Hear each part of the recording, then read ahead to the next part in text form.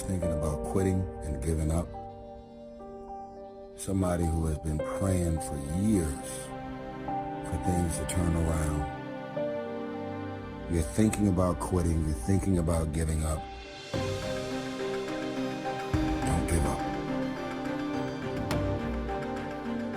There are some times in life where you fall down and you feel like you don't have the strength to get back up. So it's like one step at a time.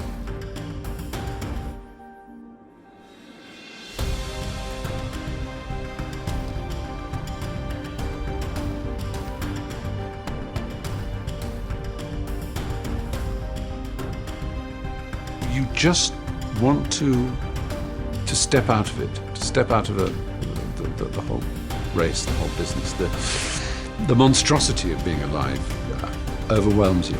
We cannot deny the forces that once we attain a certain level of pleasure, then we're going to get used to it. But if it gets, redirected or it doesn't happen the way we want, well, that's when the suffering comes. You take steps in this direction, you take steps in that direction, sort of get lost along the way, and sometimes you fall down. But if I fail, I try again and again and again. For as long as I try, there's always that chance of getting up. And it's not the end until you've given up. And just the fact that you're here should persuade you that you have another chance to get back up. There's still hope. Where is their happiness? Well, happiness is found within the heart, or found within the whole world, everything and nothing. It's not in one particular thing, but it's in everything. You know how it feels to have a broken heart, and I know how it feels to be alone. But I just want you to know that it's not the end. You're thinking about quitting, you're thinking about giving up. Don't give up. Don't give up. Stay in it. Stay focused.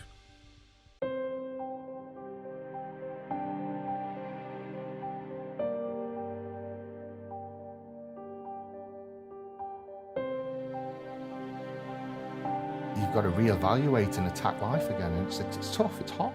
It's like being knocked back almost. Even though you're successful, it's like being pushed back again. Whether you win or you lose, the depression still sets in, right? Yeah. The number of teens, Gen Zers, 20-somethings suffering from depression and anxiety and loneliness. Loneliness is through the roof. This is one of the biggest issues that they're dealing with on college campuses. We rise to our maximum potential when we're of service to others. Going back to anxiety, going back to depression, going back to loneliness, I truly believe that's the answer. That's the way out of any kind of mental illness. Like, I'm gonna make myself a better person, I'm gonna make the world a better place. And everything that I'm doing, I've got these two chariots, and I'm going down this road, or I'm going down this road, or I'm going down both together.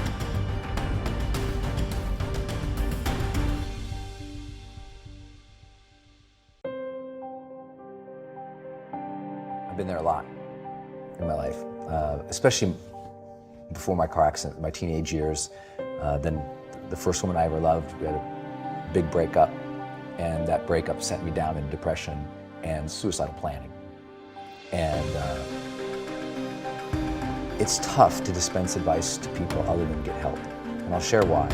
Because that time in my life, I had so many people coming up to me.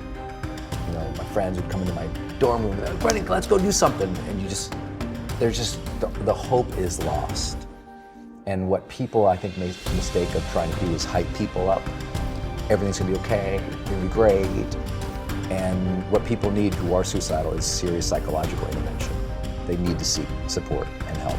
And outside of that, when they do get that support, the first thing a great therapist is going to do, outside of the emotional reflection work of why are you here and what has caused this sort of pattern for you, they're going to get you starting to get some momentum. the most important thing is when you are super down, outside of finding that emotional reasoning for where you are, is to start getting momentum. Because with momentum comes hope. With momentum comes motivation. With momentum comes, that feeling that there's a reason for tomorrow. And so it's as simple as just saying, okay, what are 3 things I'm going to do today? And I don't mean that like a lot of personal development guys would say, like, what are your 3 big goals for the day? Arr!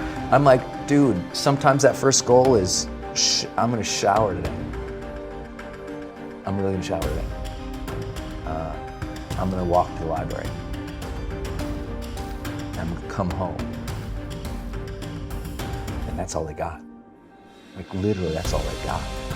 And you got to honor that struggle when you're in that place. Like, know that where you're at, it is okay that you're there. And now you're going to need help. And now you're going to have to set up some daily practices just every day, win a little bit. Not like win your dreams, not like crush through goals, not like be a badass, not like, no, just momentum, man. Most of the guys I've dealt with in that position who were suicidal, outside of their therapeutic work, I said, the most important thing you can do is win. I don't want to ever be flippant with the advice to people who are dealing with that situation outside of get some help, get some momentum, and be okay if that momentum is really small, because it will build. Trust that that momentum builds, and trust that those gloomy and bad, dark days, trust that those are going to be there. They'll get less and less and less as you learn how to cope, but they're going to be there. And so when they're there, it's one of outside of teaching people to bring the joy in my life, I teach people to honor the struggle, honor the difficulty.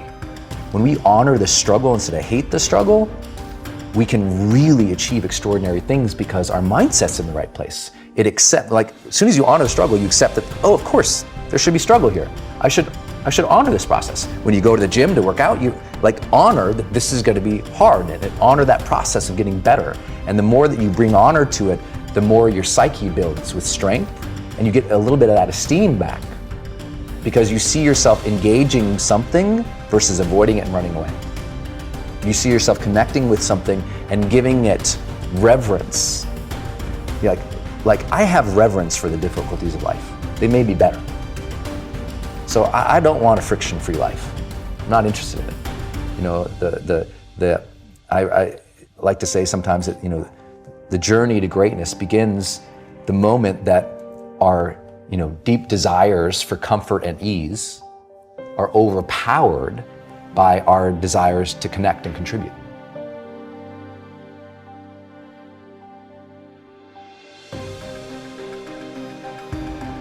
Because I look at veterans in the past, it was, I think in World War II it was called shell shock. It was all these different things, but it was not acknowledged in the way that it is now, but I think it needs to be talked about more. I think the more things are talked about, the more comfortable we are, and the more we can understand them.